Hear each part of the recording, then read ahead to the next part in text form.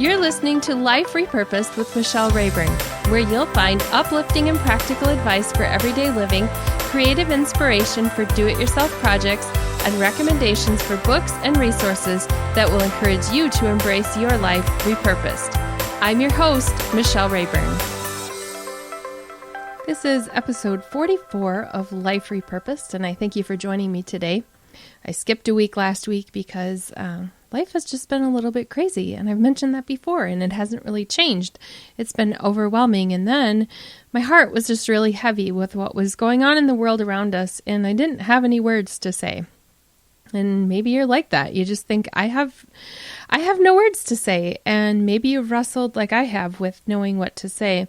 I certainly have an opinion, but people don't need to hear my opinion. I don't need to be out there just voicing it for the sake of shouting one more thing out there, but I also know that I'm not supposed to be silent because I see something that is unjust in the world around me, and I need to say something. And so there's just been so much happening in the world, and I don't think anyone needs to hear my words or a long pontification on something, but I do think that they need my voice. And I think there's a difference between throwing words out there and just putting them out there and being a voice. A voice can be with just few words. I posted something on social media the other day that I decided to share with you because it was when I was putting this into thought and trying to figure out, what do I say? And here's what I said. I had planned to release an image of my new book cover this week. I decided to wait a few days because the timing wasn't quite right in light of all that is happening around us. I couldn't just move forward and pretend as if I saw nothing. I will share the book image in a day or two, but for today, this is what's on my heart. No one needs my words, empty as they are. I don't need to give a long explanation of how I've arrived at my point of view. It doesn't matter. What does matter is that other human beings have cried out for help, and whether or not I understand all of the implications behind their cries, I hear the pain. I hear the plea for someone to listen, to notice, to validate, and to at least pause long enough to pay attention and not pass on by.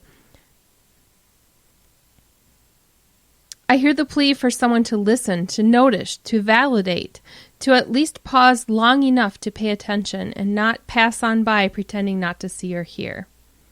I'm listening, I'm learning, and taking off my perspective lenses to borrow the lenses of others who have had a different experience from my own.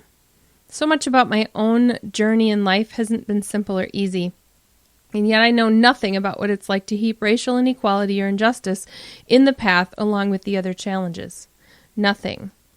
We grew up saying the Pledge of Allegiance every day in school, but now I realize that the words are empty if I cannot speak where liberty and justice have been oppressed.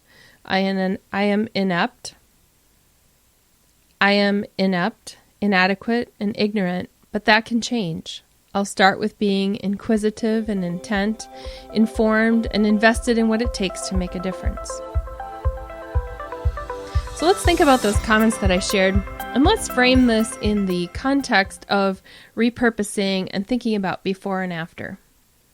When I think about what's going on in our world right now, we are in a reverse before and after. A lot of times I take, when I'm doing decorating projects and even doing illustrations, I often will take something and I'll share the before and show just how in need of restoration it was.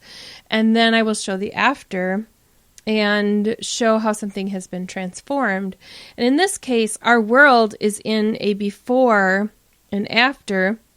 Before, if I think back a couple months ago, there was relative peace and things were fairly stable. Even though under the surface the currents were there, it was relatively peaceful. And the after right now is that post-quarantine and novel virus and post-events that have happened that have really brought racism into the spotlight, really, we are in the opposite, where there was peace before there's unrest. But as we go through this in our own lives, we can take our attitudes and the things from the past and we can repurpose those and really come out on the other side with something that can make a difference. The reason that silence is considered endorsement of inequality is because it means we have either had what I think are one of two things that have happened. One, we have heard the message and we don't agree that there's a problem. Or two, we've heard the message and we think there's a problem, but we don't care. Now let me propose a third option here that's a possibility. That would be 3, we've heard the message, but we are helpless and don't know what to do. And God has been changing me and repurposing how I respond, really transforming some old attitudes that were ugly, things that I guess when I look back, I would say have been rooted there for a long time. And because he's changing that, and because he's changing me specifically, I think we can eliminate the third option when we look at the options on why we would be silent. And that would be the option of we've heard the message, but we're helpless and we don't know what to do. I believe it's frustrating for people to see our silence and to not know what conclusion we've arrived at. And I think it's important for us to have a voice, even if it's only a few words, for us to just let people know I see and I'm with you. And there's different ways that we can do that. So if you have heard the message that people are trying to put out there and you don't agree that there's a problem, then you might be walking on by and missing some significant things that are very obvious there. And maybe you've heard the message and you think there's a problem and you really don't care, but I would just say that it's probably only a matter of time before your life is affected enough that you will begin to care. And unfortunately, that is what it sometimes takes. And I say unfortunately because it's unfortunate that we can't see other people's needs and other people's pain until it affects us. So it's not unfortunate when it affects us. I think it's a good thing because it makes us get out of our comfort zone and think. But let's think about if we've heard the message and we think we're helpless and we don't know what to do. I've asked a few people some questions. What do I do? I don't think it's someone else's job to educate me, especially if I'm completely ignorant and I don't think they would know where to begin.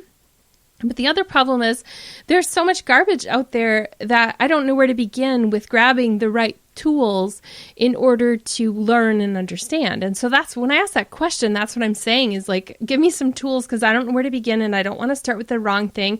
And I've heard people on news programs say, just Google, there's stuff out there. There is, but I'm so concerned that, I want the right resource.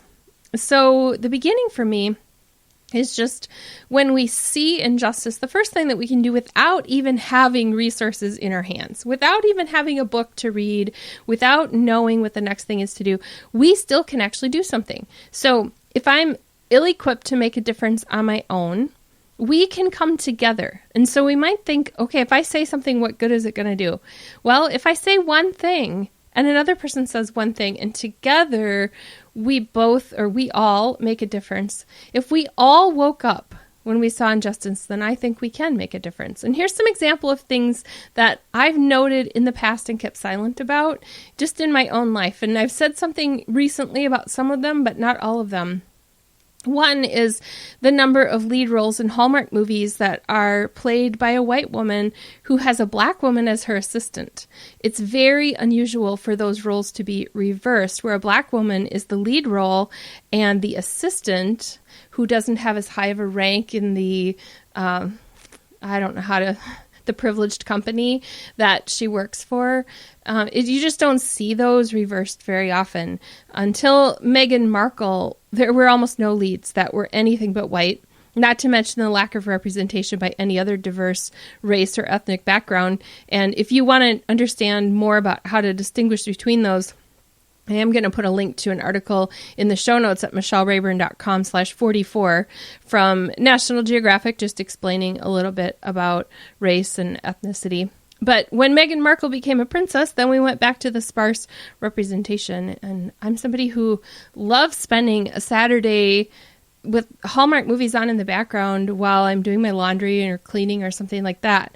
But for many years, I've noticed the inconsistency and the imbalance there and just not said anything. So it's time for us to speak up where we see that kind of representation even in the media we consume and the recreation. Another thing that we can speak up about is when words are spoken by family members or friends that generalize Black people as they, without, I put they in air quotes there, without true attention to humanity, and just lumping people into a group of people that we describe in a certain way, and it's almost always unfavorably. And I've noticed this happens sometimes, and I don't speak up. I don't say anything. When I get silent, it usually means I disagree, and I don't want to make a big blow up and say something, but it's so important to say something. There's gentle ways of doing that. Another thing I've noticed is people on airplanes who don't make eye contact or speak with seatmates who are darker skinned. And sometimes, people, you can just tell by body language when somebody is avoiding. And I've had some delightful conversations with people on airplanes or waiting in lines, and it does make me sad when I see that there's a difference. I see it, and I don't always speak up. And in that case, there isn't much you can say in the moment, but you can be the one who does start up the conversation so that somebody isn't lonely in a group of people. Another one is the reactions of people when someone tells you about somebody's new boyfriend and they toss in the conversation that he's Black, but then along with that, there's a connotation you can read between the words, and it's not just a simple statement of somebody's description of that person. And so when you can read between the lines, we can ask questions and say, what do you mean by that? Another one is casual comments and jokes. There are so many of these, and we get that uncomfortable laugh, but the uncomfortable laugh is not the way to respond. That doesn't make it change. The last example I have here is one where, I've overheard somebody say overtly about how having a Black family as home renters wasn't a good idea. And again, there's like an uncomfortable silence of what do I do? What do I say? So breaking the silence on these does not mean we have to be outrageous or go into a rage, because it doesn't help. It can be as simple as saying, I respect you, but I can't endorse that statement. And that's it. If they want to make a battle out of it, that's on them.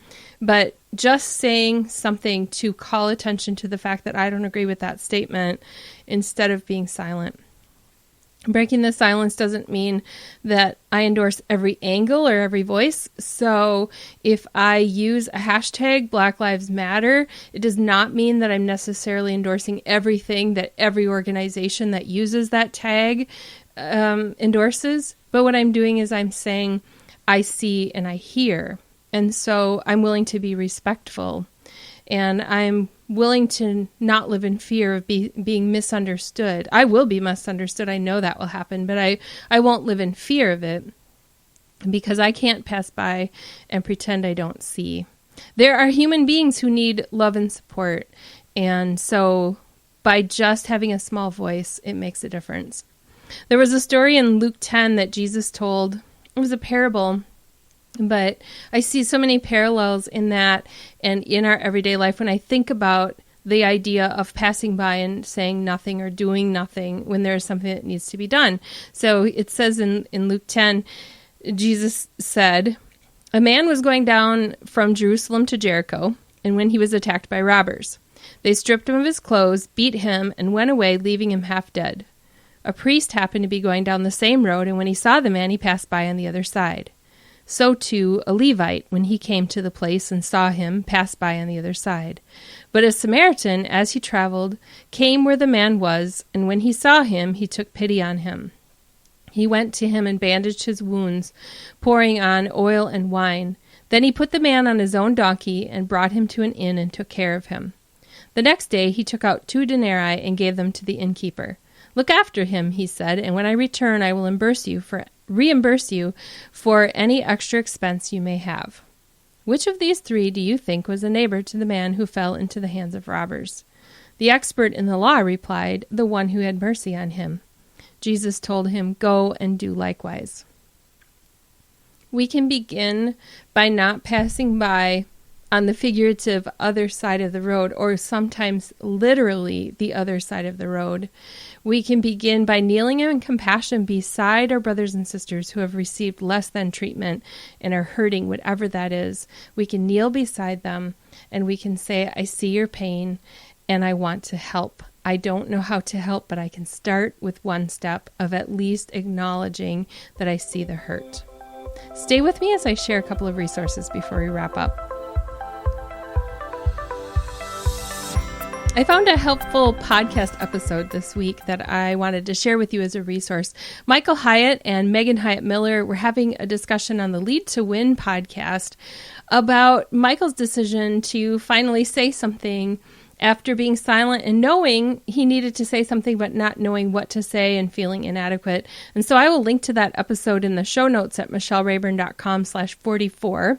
They had a couple of resources listed there, including several books that I've added to my reading list. They're actually out of stock in print, but there are, I can do the Kindle version. So I've grown my reading list of things that I want to grab and really get into those resources soon. But you can listen to the full episode or get a transcript in the link that I will share at michellerayburn.com/44. A couple of the books that Megan listed there are others. One was Be the Bridge, Pursuing God's Heart for Racial Reconciliation by Latasha Morrison and others. There was another one, The Warmth of Other Suns, The Epic Story of America's Great Migration by Isabel Wilkerson. And then another one listed there was White Fragility, Why It's So Hard for White People to Talk About Racism by Robin J. DiAngelo. That was a New York Times bestseller. And then I'm adding one of my own that is a resource book from Moody Publishers that came out a couple of years ago. And that one is called Woke Church, An Urgent Call for Christians in America to Confront Racism and Injustice by Eric Mason. And like I said on Michael Hyatt's show, you will find even more resources listed there.